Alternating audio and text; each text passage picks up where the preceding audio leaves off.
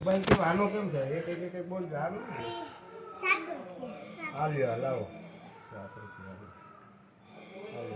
આનો શું છે? 11 રૂપિયા. 11 રૂપિયા.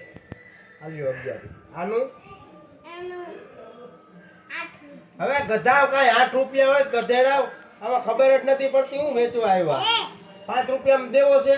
આ તો કઈ દેવું જ નથી. એવું ન હોય લાવ ને ભાઈ લાવ કા પર ગધા આવે એવું હોય એ ભાઈ એમ કહેવાય કે ગ્રાહક ને દુકાન વાળો ને ભાઈ આને તો આની દુકાન હતી નથી લેવું